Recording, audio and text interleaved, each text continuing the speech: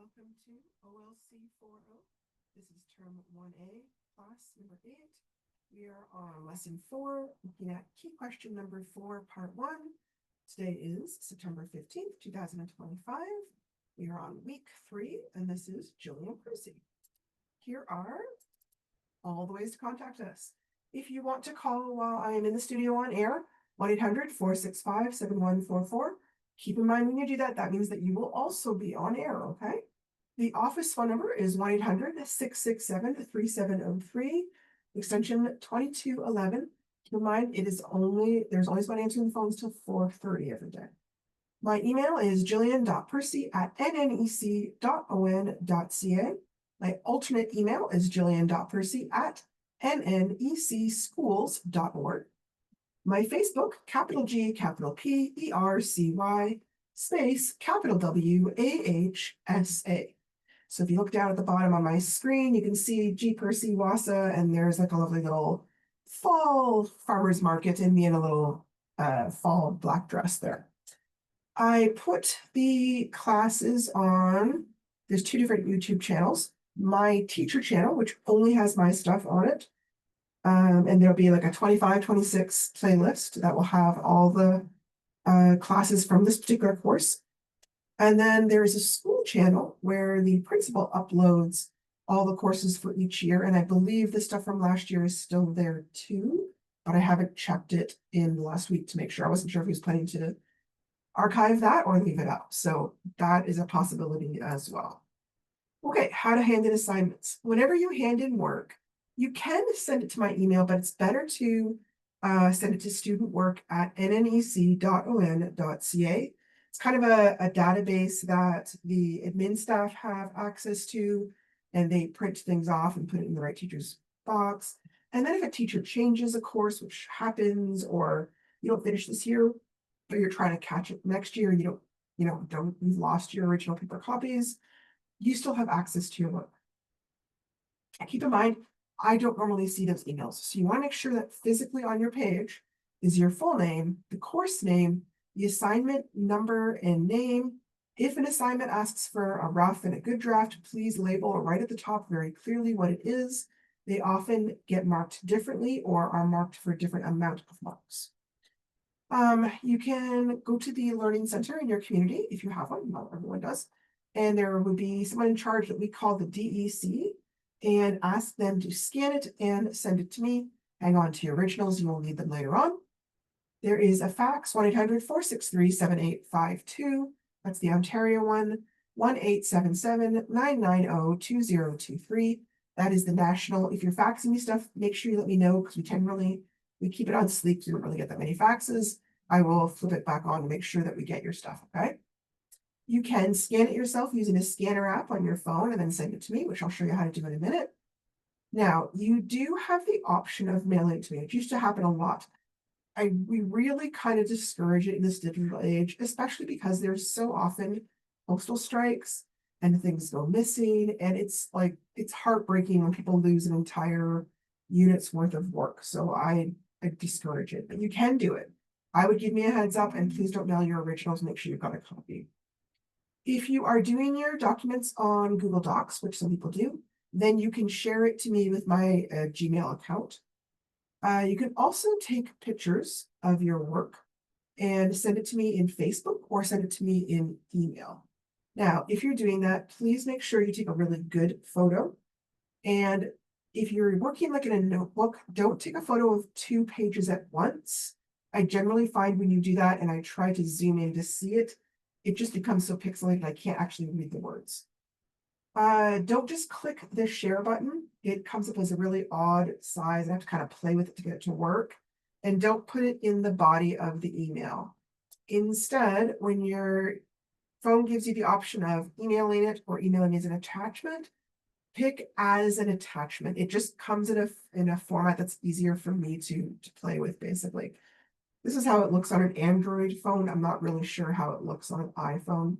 I'm assuming somewhat similar. Okay, now this is a scanner app. The scanner app is different from taking a photograph, mainly because the quality is a lot better, which is really important when you're writing because sometimes those tiny little lines don't pick up well when your camera just takes a photograph. It also kind of helps work with things like shadows and highlighted spots, and it just kind of smooths everything out, makes it much easier for me to read. So I use Adobe Scan. It's free, it's easy to use. You're welcome to use anything you like, but that's one possibility. This one is basically showing Adobe Scan. You download it, you open it up, you take a picture, you kind of line up the dots in the corners, or there's like a little border you can line up as well. And you keep snapping pictures of each page until you've got them all snapped. Then you hit continue. Now you can preview your stuff. You can see if any of your pictures are blurry. Do you need to crop something or uncrop something? Hit save PDF, give your document a name, and save it to wherever you save your things. Google Drive, Dropbox, OneDrive, whatever you do, okay? Again, make sure you save it. Occasionally people might not save something that they think, well, this is just a quickie. But then if something happens to it, or I mean, things do happen, right? Or ask you to redo it, it's a pain to not have saved that item, okay? All right, we are still in Unit 1. We are on Lesson 4. This is where we are working on reading strategies and reading skills. I am going to just kind of review the success criteria for this lesson. By the end of the lesson, you will have achieved the lesson goals if you can correctly create and punctuate compound sentences, utilize a variety of reading strategies before, during, and after reading narrative materials, demonstrate your understanding of narrative materials by locating information, making inferences, making connections, and tracking and recording information ideas, and understand how to use a dictionary to help yourself understand unfamiliar words. Okay, so this is us running through one together, kind of as a practice. And then we will go through the real one. So we've talked about a lot of the reading strategies in the previous one, and I was just realizing I probably should do this now. We talked about like asking questions. And for some people, especially I find if people are not crazy about reading, they kind of like don't know what we're talking about. So I always make the comparison to TV or movies because most people watch that. A lot of times if somebody says, hey, do you want to come over and watch a movie? I mean, you know, if it's your bestie, you might say sure, no matter what it is. But a lot of times you might have a question before you moved forward. You might ask questions like, well, what kind of movie is it? Like if you're asking me, like, I don't really like horror movies, so I'm not going to come if it's that. But someone else might be like, oh yeah, sign me up. You might say, you know, who's in that movie? Who wrote it? Who's the director? All those kinds of questions, just kind of see like, hey, is this something I'm going to like? The other big thing with stories, and we kind of talked about this the other day, I think we've talked about genres already. No, we're going to talk about genres. Okay. So I'll skip that for right now. So for me, just walking into this blindly, I might ask a question like, okay, what's this story all about? What's the point? Is it a more realistic story or a less realistic story? What age group is it written for? Those are kind of the questions that you might ask yourself. Everybody has different questions they might ask, okay? So starting off, once upon a time, there was a young mother and her little daughter and a small baby. And here her daughter had jet black hair and a sweet smile, and she always wore her favorite coat, a red cape her mother had made her, with a lovely hood on top to protect her from the rain. They lived quite happily together in the woods. The husband, unfortunately, had died long ago, but he had left his wife a little money, and she was able to take care of herself and the two children. One day, the mother received word that her dead husband's mother was sick. The grandmother lived not far from them. Being a good and kind daughter-in-law, she immediately made some soup for the old woman. She baked a fresh batch of biscuits and a pot of chicken soup. When the food was ready, she carefully packed the food in a picnic basket to keep warm. Then she called for her daughter and asked her to take the picnic basket to her grandmother and visit with her for a while, as she did not want to take the baby near the grandmother for fear of her becoming sick as well. Her daughter happily agreed, as she loved her grandmother very much. Don't forget to take your pretty Red Riding Hood, as it will keep you warm in the woods. Remember to stay on the trail so you don't get lost. So the little girl, It says they, but it's the word the little girl put on her red coat, cape, and hood, and tucked the picnic basket under one arm, and off she went onto the trail to grandmother's house. As she walked, she sang happily to herself. At first, she was careful not to wander off into the woods. However, as the walk grew long, she wandered off the path to pick some flowers and explore the woods a little more. Now, if I were to stop you there and you didn't know anything about this story, I'm hoping the story is somewhat familiar to you. Immediately, in any kind of story where someone's been warned, make sure you don't do this, and then they immediately do that, usually that is where things would go wrong.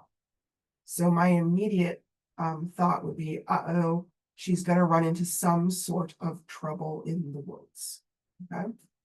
Unfortunately for her, a strong and sneaky wolf was lurking in the woods.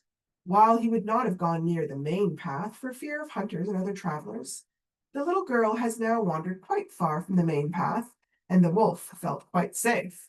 So when he heard her singing and spotted her bright red cloak, he began to watch her as she walked through the woods. He could smell the warm bread and lovely soup, and the little girl looked like she might make a tasty meal as well. He circled around in the woods to get ahead of her, and then stepped out in front of her and greeted her. "Hello, Little Red Riding Hood," he said, as he did not know her name. "How lovely to meet you." The little girl was quite startled at the wolf's appearance and his speech, but she had been raised to be polite. She took several steps back so that he was not so close to her, and then she simply said, "Hello, how nice to meet you as well." Now, the wolf was aware that little girls did not often walk in the woods alone and might have people nearby, possibly even people with guns. So, before he leaped upon her, he asked carefully, "What are you doing out in the woods all by yourself?" "Oh," she said, "I am going to Grandma's house to give her some food, for she is sick." The wolf was delighted to hear this news. Ah, there was a sick grandmother to eat as well? How lucky he was today. Then he heard a noise in the woods nearby, and with his sharp eyes he spotted a woodcutter with a mighty axe, not too far away. Immediately he said goodbye to the little girl, and then slunk off into the woods as quickly as he could, so the woodcutter did not see him. He resolved right away to get to the grandmother's house quickly and eat her up, and then to have the little girl for dessert. He found the house easily, as the smell of sickness is a powerful scent on the wind. He arrived at the grandmother's house, and before she could say a word, he had gobbled her up as quick as a flash. Then he found a spare nightgown and cap, and lay down in bed, waiting to surprise Little Red Riding Hood. It was not long after that the little girl arrived. The little girl felt a little confused, as grandmother did not look quite as she remembered her. "Grandmother, what big hands you have," she said with surprise, politely not mentioning how hairy they were as well. "Oh, the better to hug you with, my dear," said the wolf quickly in a high, quivery voice. The little girl took a few steps closer to the bed. "Oh, grandmother, what great big eyes you have," she said, and she carefully didn't mention how large her nose had become as well. The little girl took a few steps closer still. The wolf grinned at her, flashing his sharp, pearly teeth, and the little girl gasped, feeling a little frightened. "Grandmother, what sharp teeth you have!" And the wolf chortled in his deep, husky voice and growled, "All the better to eat you with, my dear." And then he leaped out of the bed. Just then the door flung open, and the woodcutter appeared in the door. Despite the wolf's quick retreat earlier, he had spotted the wolf in the woods and become concerned about the little girl walking through the woods with the wolf near, and followed her to keep an eye out for her. As the wolf leaped, the woodcutter swung his mighty axe and chopped the wolf's head off, then split him clean in two. Luckily, the wolf had swallowed the grandmother so quickly that he had eaten her whole. She stepped out of the wolf's body, much bewildered and grateful.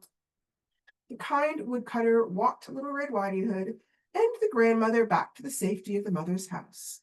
And the mother was most grateful for his rescue of her family and invited him to come and stay with them for safety. The woodcutter happily agreed, and in due time they married and became one family. And never again did Little Red Riding Hood have to venture into the woods alone. This is adapted, of course, from the original Little Red Riding Hood, That was in the Blue Fairy book by Charles Perrault, edited by Andrew Levi. Okay, so these are some typical questions that you might get asked about stories. Who are the main characters in this story? Well, the main character obviously would be Little Red Riding Hood, and I would say the wolf, because they are in there for a good chunk of most of the action. Who is a secondary character? Well, the mom would kind of be a secondary character because you really only see her a little bit at the beginning and a little bit at the end. And I feel like the woodcutter, hang on a second. Sorry, a little bit of coughing fit here. The woodcutter seems like he's going to be a minor character, but he kind of turns a little bit maybe into a secondary character. And other minor characters, the baby, we never really hear anything about the baby. The grandma, we don't really get a chance to talk to her a whole lot. The dad that shows up kind of like briefly and is kind of written off the page. Those are kind of minor characters. They exist, but they don't necessarily have an enormous amount to do with the action and the choices that happen.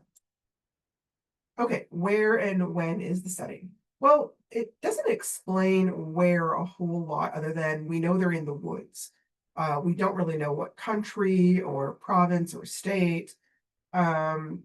It's probably an imaginary woods, right? Because we have talking wolves. And as far as time frame, there doesn't appear to be technology, right? I don't see any cars. There's no talk of telephones. So it's kind of vaguely in the past, but it's hard to tell how soon. And that's common. Like not every story is going to tell you exactly what year it is. You have to kind of piece the clues together, basically.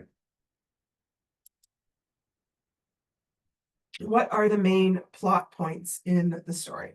So remember how yesterday, I guess Thursday, we looked at the 4 plot points of a short story. And remember how there's the introduction, right? And the introduction is going to tell you about the setting, the characters, and kind of introduce the problem. So that main plot point would be a little girl must deliver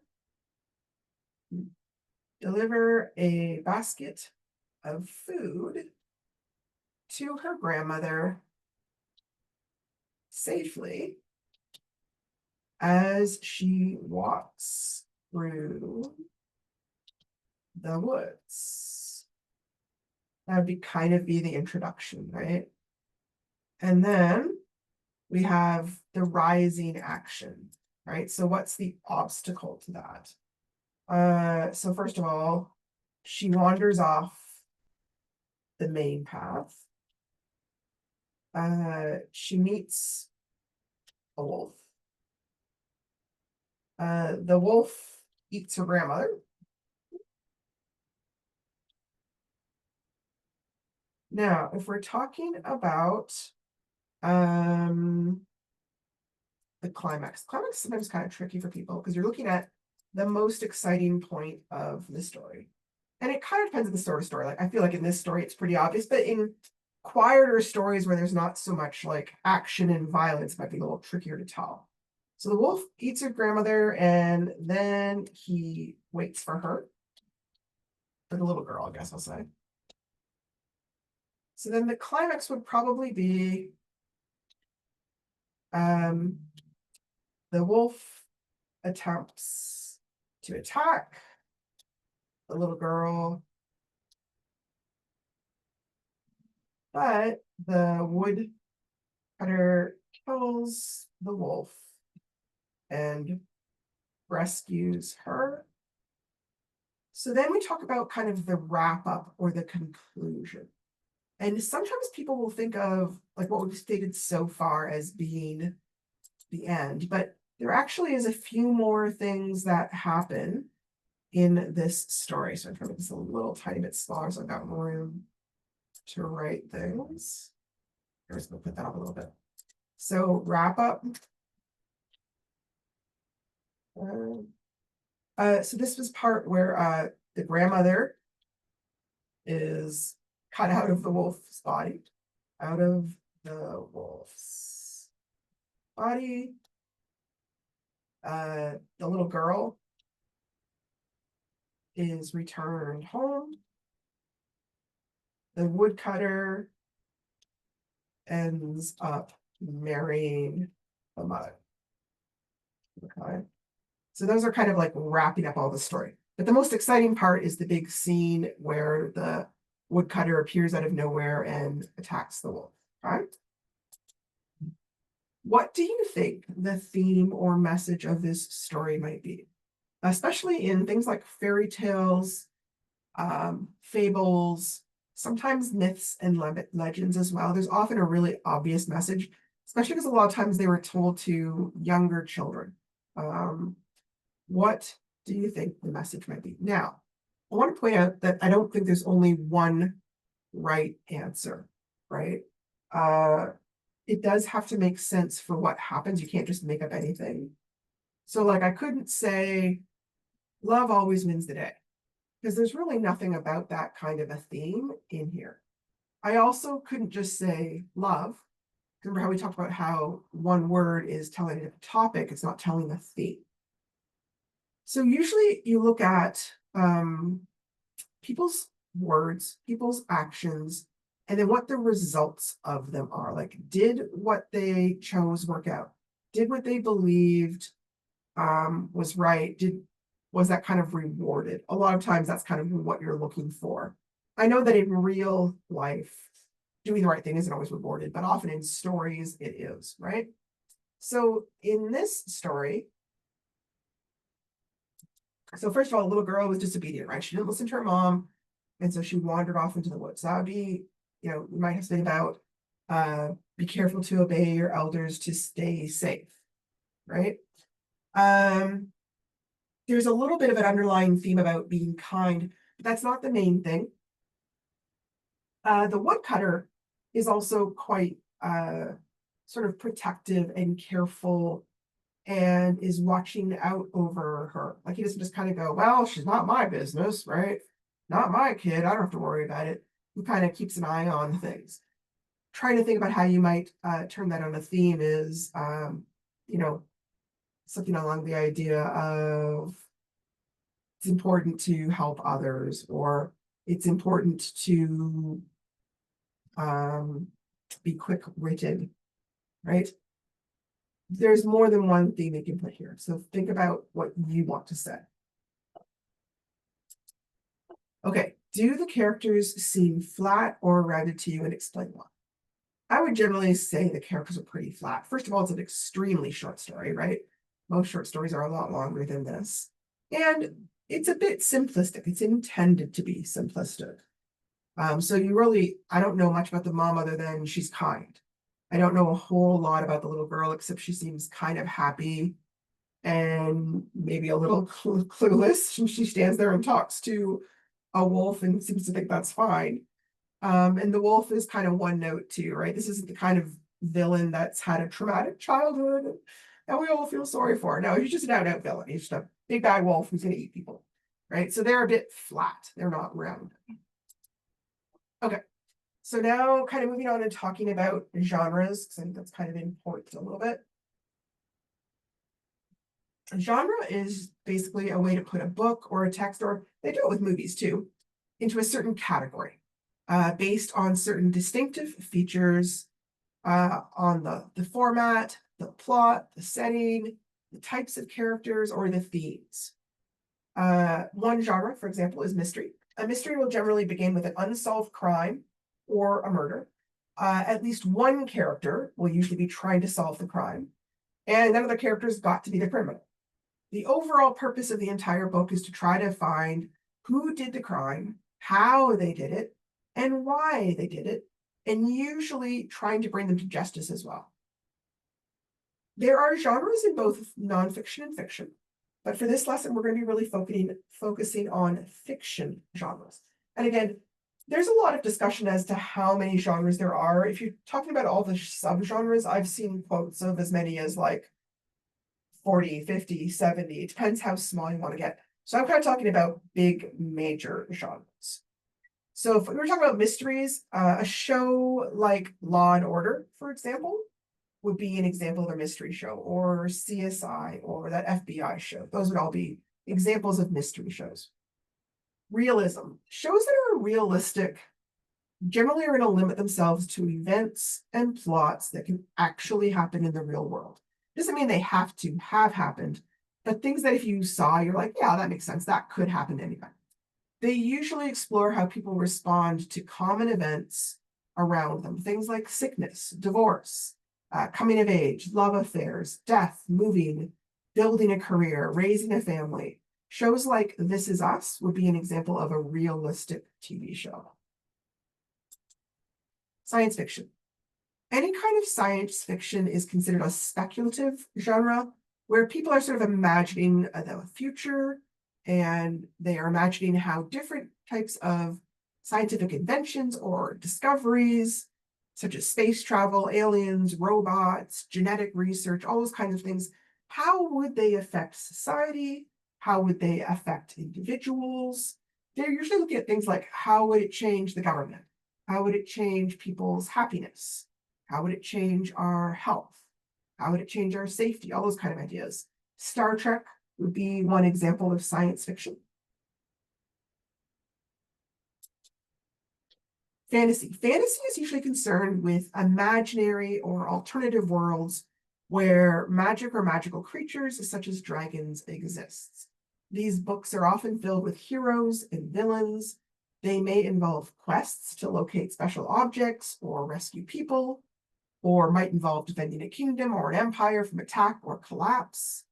Game of Thrones would be an example of a fantasy TV show.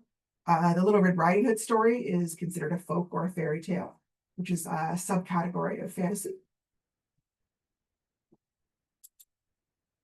Romance. Okay.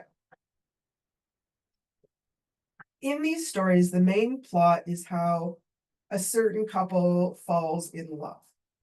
The individuals might start off as enemies, or they might start off as best friends, or they might not know each other, who knows. Various events will happen that will draw them together and cause them to be attracted to each other and eventually fall in love. Romances might be lighthearted and comedic, or serious, inspiring. The movie The Notebook might be an example of a romantic movie.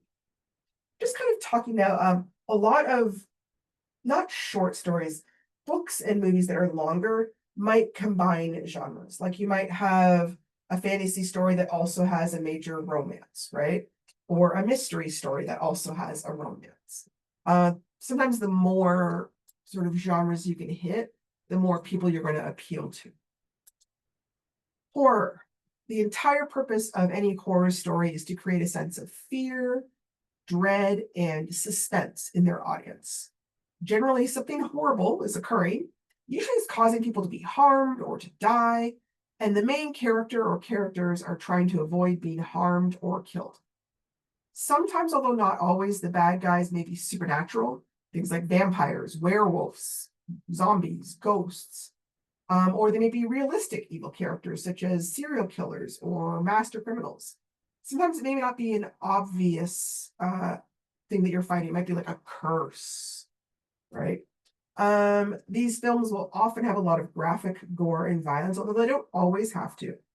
Movies like Halloween or Saw would fit this category. Action and adventure.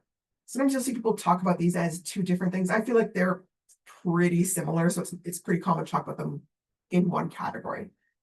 These stories are often going to have a lot of exciting events, things that involve courage, skill, luck to be successful to overcome. There might be a lot of quests or unusual journeys or car chases or rock climbing, sword fights, shootouts. They're often set in exotic or intriguing locations, places that aren't your normal everyday place. Not always, but a lot of times. Characters may be trying to find somebody or something important, or trying to escape someone who's attempting to find, capture, or kill them. They might be someone special like CIA agents, or even just ordinary people. The characters are not usually as important as the overall plot and the constant sense of excitement in the film. Movies like James Bond films or Indiana Jones films, those would all be examples of the action adventure genre. Those characters tend to be a bit flat rather than well-rounded. The whole point is all the excitement usually. Okay, literary fiction. These types of stories are really aiming to be artistic and thoughtful. A lot of times they may be attempting to comment on political or social issues in the world around them. They're often far more focused on the interior thought life of the characters and a little bit less focused on the plot. Like this would be the exact opposite of action adventure stories. There is often a deliberate attempt to write with a high level of vocabulary and or sentence structure. Now, not always. Some people, like say William Faulkner, are known for very sparse type of writing. It kind of depends on what they're aiming for. But there is a deliberate aiming for things. It isn't just write the way you talk. Okay. These stories will often attempt to say something profound about people or society or major things like war or government or, social customs. Margaret Atwood's story, The Handmaid's Tale, which I know has got, turned into a TV series, that would be an example of a literary fiction. It would also be a type of fantasy because it's not a real world thing, right? But it's focusing on examining male and female relationships, power structures, with a focus on the issue of overcoming infertility issues in their society. Okay, so we're gonna, first, question number 13, we are gonna look at the summary of a book below, and then just kind of figure out what genre do we think it represents. Larissa opens a bakery in a small town. Unexpectedly, her landlord and dearest old friend is found dead in his house. The police believe it is suicide, but Larissa is convinced it is murder and sets out to prove it. Okay, clearly that is a mystery story. Number 2, the king has announced that treasure will be the reward of the first knight who can kill the dragon and bring back its head as proof. Many knights attempt this feat, but only one succeeds and wins the gold. Okay, clearly fantasy because we've got magic going on. And magical creatures, right? Dragons count as magical creatures. Number 3, aliens have landed on Earth and are trying to take over the major cities in every country. People are fleeing for their lives and trying desperately to take back the Earth. Can they find a way to beat aliens with superior technology? Or is Earth doomed? So science fiction. And number 4, the daughter of an American businessman overseas is suddenly accused of murder. She knows she is innocent, but can she prove it? She runs before the police can catch her. Now she is constantly on the run across Europe, narrowly avoiding getting caught as she uses her wits and charm to gather allies as she travels. Unfortunately, it seems some bad guys are after her too, as she finds herself chased by motorcycle assassins and attacked unexpectedly by strangers, with her life in constant danger. Will she be able to escape? This would be action adventure. Anything where just like the excitement never lets up and there's just like one exciting thing after another, that's where you're looking at action adventure. Now, there is a little bit of an element of mystery in here too, right? Remember, we talked about how it crosses genres. So it wouldn't be wrong if you had said mystery. Okay. So we're going to begin kind of our first deep dive into a story today. Before we go there, I want to talk about how to answer questions really well. And there's kind of an acronym called RAPROC that I want to talk to you about how to use. One instruction you're going to see a lot in assignments is I'll write things like write in complete sentences. And we've looked a lot at complete sentences, so please review them from the previous lessons if you're not sure. But sometimes when students are asked to write a question in writing or answer a question in writing, as opposed to just picking one of a multiple choice, they know the answer and they give me like the quickest, shortest possible answer and move on. But that's not really what we're looking for when I'm doing short answer questions. I'm looking that you give me very detailed answers that show your thinking. And if you want to earn full marks, that's the kind of answers I'm looking for most of these kind of questions. This is also a method that works really well when you're trying to write journal entries. That's another area that's tricky for some people because they see the one question and they don't quite get they're supposed to write long on the idea. Okay, so RAPROC stands, our first R stands for restate. Use words from the question to restate and begin your answer. A stands for answer the question. P stands for prove your answer. Use ideas and examples from the text to support your answer. The second R is relate, make connections to yourself, other texts, and the world. O is opinion, explain what you think or feel about what's been going on and why. And C, conclude, wrap it up with a good ending. Okay, I just wanted to make a little point about the opinion one. There are times where giving your opinion would not be appropriate, okay? If they say things like from the text or use the text, things where they're really making it clear that they want to know evidence from the text, then don't worry about giving your opinion. But if they're saying things like in your opinion, or what do you think, or what do you predict, those ones are kind of more focused on you using your ideas and feelings and imagination. Okay.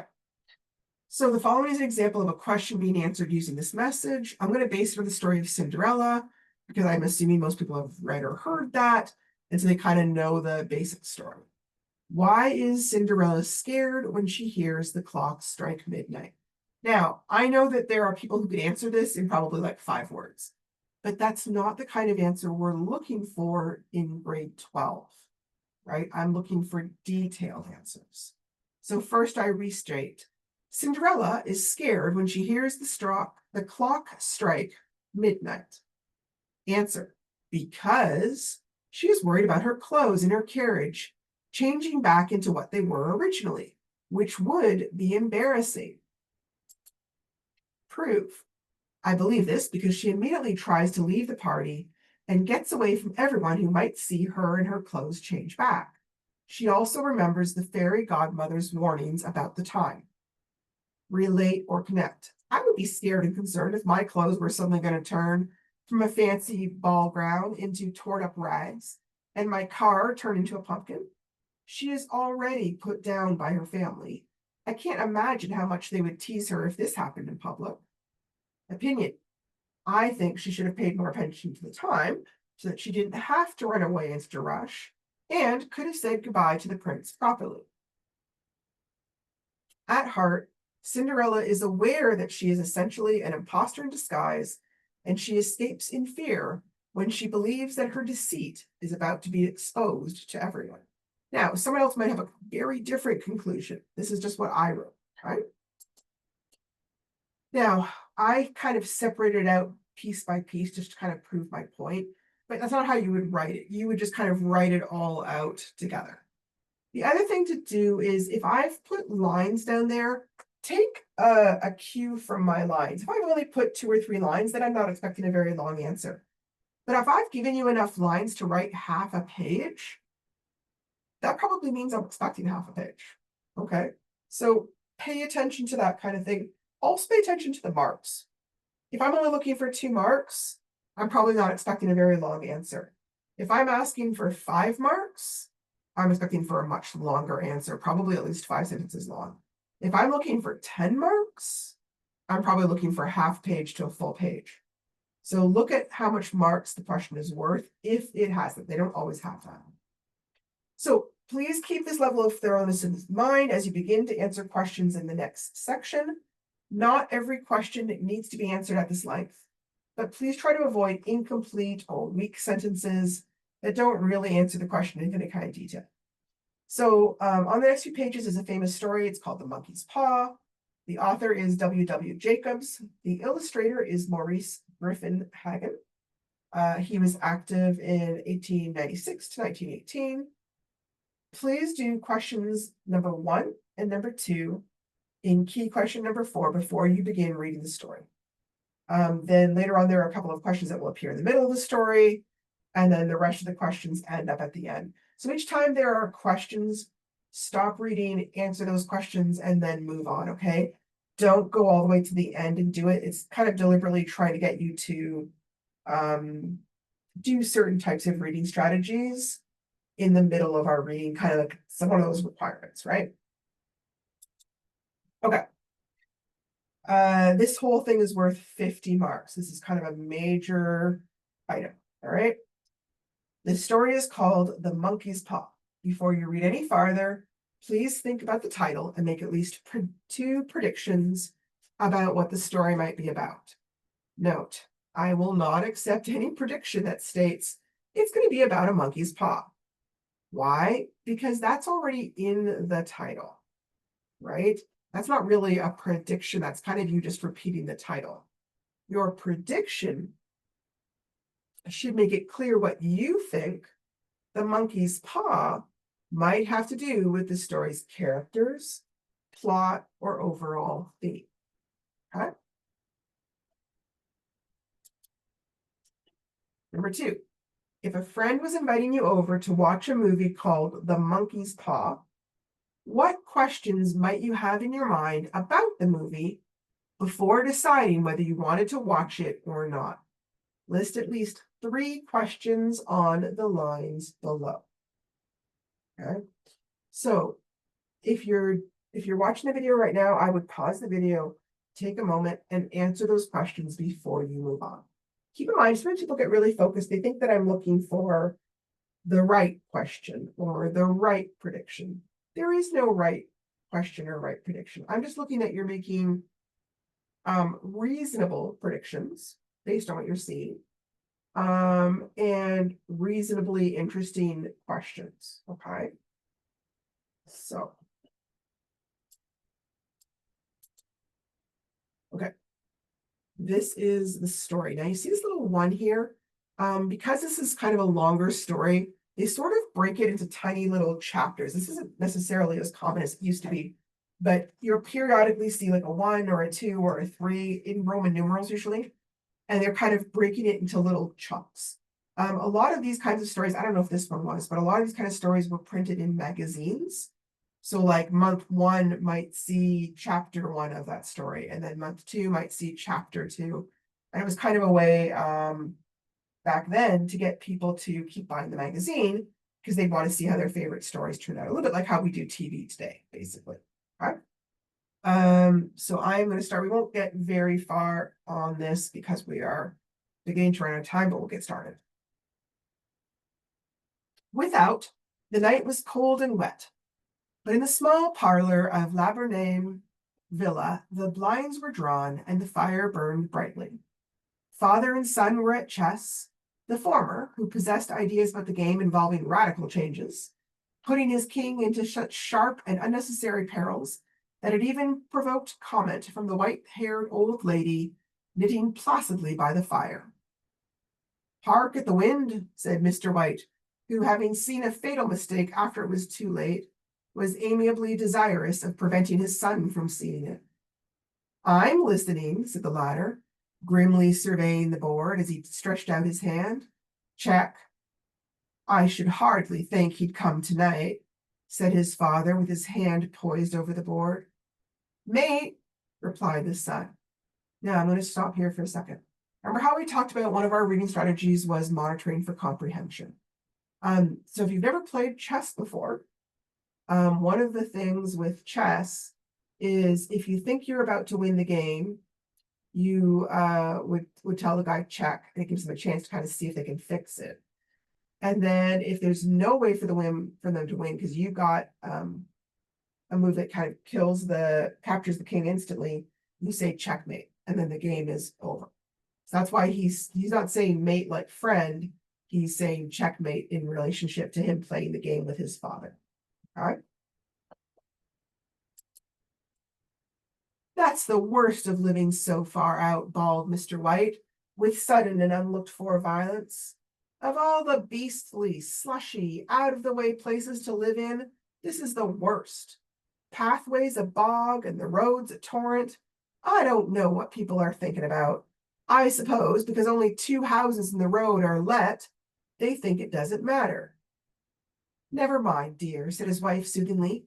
"Perhaps you'll win the next one." Mr. White looked up sharply, just in time to intercept a knowing glance between mother and son. The words died away on his lips, and he hid a guilty grin in his thin gray beard. There he is, said Herbert White, as the gate banged too loudly and heavy footsteps came toward the door. Okay, when they talk about two houses to let, if you weren't sure what that means, you can make a random guess. You can skip it if you don't feel like it's important, or you can look it up online in a dictionary or a paper dictionary. They're using the word let as a meaning of like rent. So they're renting the house.